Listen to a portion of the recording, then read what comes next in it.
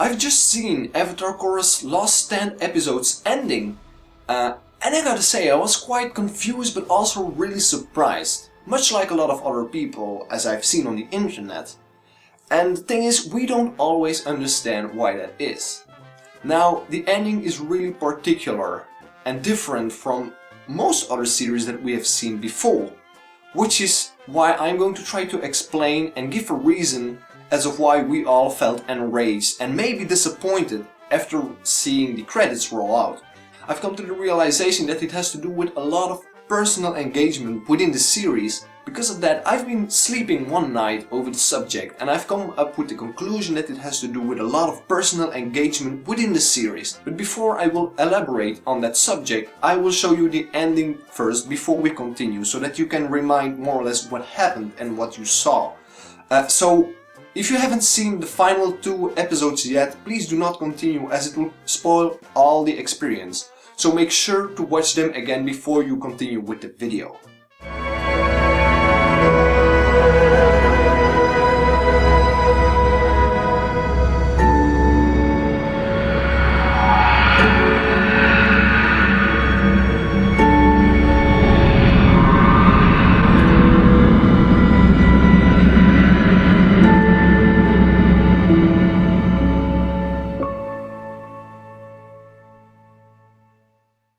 Wow, so after seeing the ending, I was rather surprised, especially when you follow the Korra and Asami subject for like months right now. This comes as kind of a reward actually, for all the fans that have been wanting this for so long, because quite frankly I don't think anyone expected them to actually notice that. Actually catch up on the subject and implement it at the very ending of the series, which I think is already fantastic. But a lot of people, including me, felt also enraged, like for some reason, and I couldn't find an answer instantly, especially yesterday after seeing it first. So I've been sleeping about it and thinking, okay, why did I feel uncomfortable with this ending, which I still think is great? Well, I think it has to do because you, just like me, we engage ourselves personally with the team Avatar. We imagine ourselves as being the 5th member. And in one way or another, we reflect our own, or we mirror our own personality within one of the characters, one more than the other. I'm going to take my example. For instance, I always imagined myself to be closest to Mako. Probably because I wanted to be a badass that could defeat opponents with relative ease. But also because, you know, I like relationships, and even though they were not the biggest point within Avatar, they're still present and people put a lot of attention to them. So I always imagined myself having a love affair with Korra, which was the case for a long time within the series. Afterwards they broke up and we hadn't given an answer for a long time, until the very ending.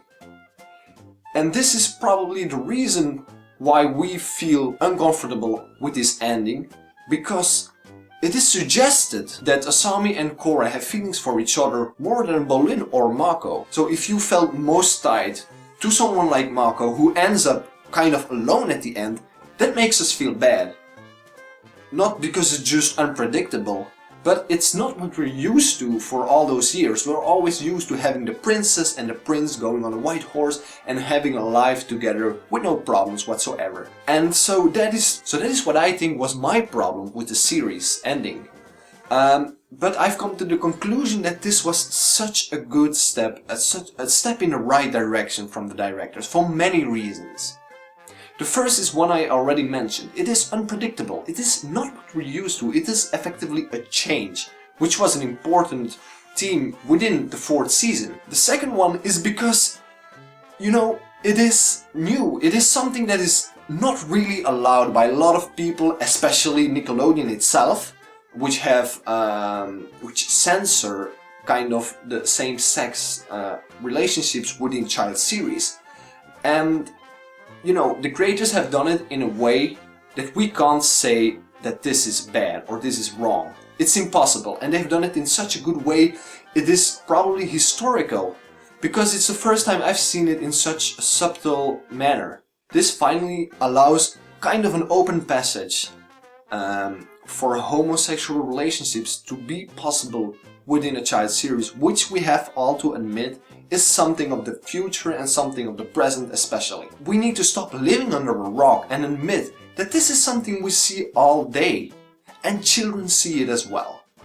The thing is, I fully understand that something like that shouldn't be so explicit, and that's what the creators of Avatar Korra understood, and that's why they did it in such a subtle and intelligent manner that you can't say this is a bad ending. It's actually fantastic. The third reason is one reason that many people do not understand. This is something that didn't came from the left. I know a lot of people are saying this right now. There are still a lot of people going to say this, that it came out of nowhere, but that's not true. There was a lot of build-up, a lot of suggestions. For instance, one of the first very clear suggestions were when Asami wrote a lot to Avatar Korra and backwards, and Avatar Korra explicitly said, do not say anything to Bolin or Mako because it will hurt them. Now, it wouldn't have been such an indication if she hadn't specifically said that. But she does, or at least the creators do the decision to add that element, which makes us clear that there is something more going on than mere friendship. And now, after seeing this end, it's not really a suggestion anymore in my opinion, it's actually more of a confirmation, because it was really clear after seeing holding both hands and looking at each other more in the same way as the ending of Avatar Aang. This gives us the indication or the suggestion that this is more Korrasami confirmed rather than a suggestion or an open ending. So yeah, those are my thoughts and the explanations as of why I think some of us feel disappointed.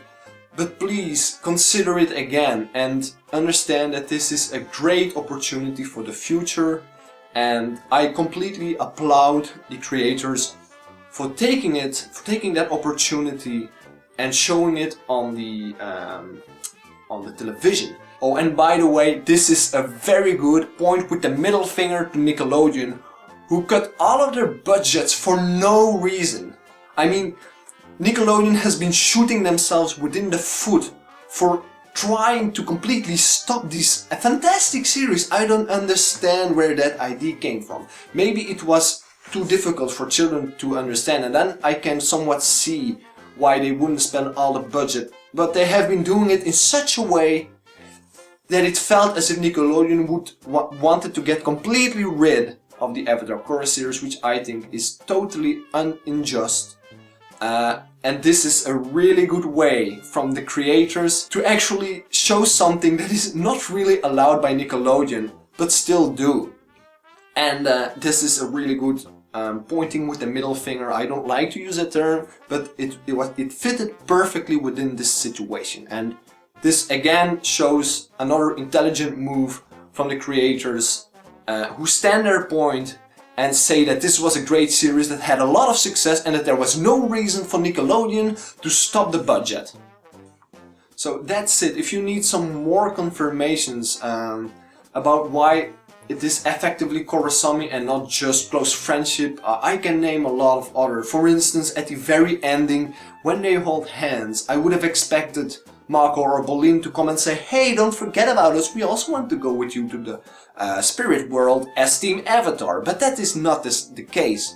Both are shown again, just like I said, within Avatar The Last Airbender's ending, and this is really just a confirmation of Korrasami. So, but what I wanted to say is, if you have any more questions or more doubts, you can put them in the comment section below, and I will try to answer them as fast as possible, because I'm really interested with the subject and I would love to hear your opinion on the matter.